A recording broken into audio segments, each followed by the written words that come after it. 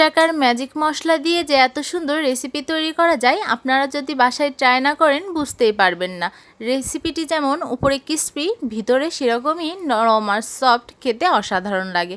আমি প্রথম পর্যায়ে 2 চামচ পরিমাণ ময়দা নিয়ে নিয়েছিলাম। আপনারা আপনার পরিমাণ মতো ময়দা অথবা আটা নিলেই হবে। সাথে লবণ আর তেল দিয়ে সুন্দর করে আমার হাতের দিকে আপনারা খেয়াল করলে বুঝতে পারবেন যে সুন্দর করে মিক্স করে নর্মাল পানি দিয়ে সুন্দর একটি সফট ডো তৈরি করে নিয়েছি। আপনারা আস্তে আস্তে সময় নিয়ে ডোটি তৈরি করে সুন্দর করে ডোটি তৈরি হয়ে গেলে আমি আগে থেকে কিছু আলু সেদ্ধ করে রেখেছিলাম। আপনারা আপনাদের পরিমাণ অনুযায়ী আলু সেদ্ধ করে রাখবেন। আমি একটা আলু সেদ্ধ করেছি, এতে আমার অনেকটা তৈরি হয়ে গেছে। আমি আলু সেদ্ধ করার পরে সাথে কিছুটা পেঁয়াজ কুচি দিয়েছি, লবণ পরিমাণ মতো, আর কিছুটা মরিচের গুঁড়া দিয়েছি। আপনারা চাইলে কাঁচা মরিচও দিতে পারেন।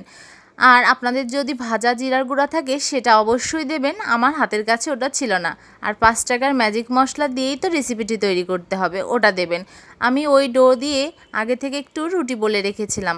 রুটির চারপাশে সুন্দর করে আমি একটা চা চামচ দিয়ে যেভাবে আমি রুটির চারপাশে যে আলুটা মাখিয়ে রেখেছিলাম সেটা দিচ্ছে। আমার হাতের দিকে খেয়াল করলেই আপনারা বুঝতে পারবেন যে আমি শুধু মাঝখানে খালি রেখে চারপাশে দিয়ে দিচ্ছি। আর একটা চাকুর সাহায্যে আমি আমার পছন্দ অনুযায়ী পিস করে নিচ্ছি। আপনারা আপনাদের পছন্দ অনুযায়ী ছোট বড় যেরকম লাগে সেরকম পিস করে নেবেন।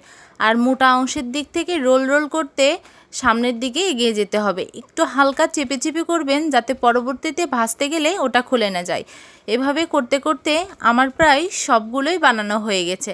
আপনারা একটু চেষ্টা করলেই সুন্দর করে ডিজাইনটি তৈরি করে ফেলতে পারবেন। আমার সবগুলো বানানো কমপ্লিট হয়ে গেলে অনেক পরিমাণেই হয়েছে, সেটা এবার ভাজতে হবে। সুন্দর করে কড়াইতে একটা তেল দিয়ে, এটা কিন্তু আমার লোহার কড়াই। অনেকেই বলতে পারেন কড়াইটি তো কালো কেন? লোহার কড়াই এরকমই হয়ে থাকে। লোহার কড়াই কালোই হয়। লোহার কড়াই ভাজাভুজি অনেক ভালো হয়, লেগে যায় না। সুন্দর করে এবার আমি আস্তে আস্তে জাল দিয়ে বাদামি কালার করে ভেজে নেব। একে একে সবগুলো ভেজে নেওয়া কমপ্লিট হয়ে যাবে আমার। আপনারা জোরে জাল দেবেন না, তাহলে বাইরেটা মচমচ হলেও ভিতরে নরম থেকে যাবে। মিডিয়াম জাল দিয়ে আস্তে আস্তে করে সবগুলো ভেজে নেবেন। একে একে আমার সবগুলো ভাজা হয়ে গেছে। আপনারা আস্তে আস্তে করে সবগুলো ভেজে নেবেন। ভেজে নেওয়ার পরে আমার ফাইনাল লুকটা এরকম এসেছে।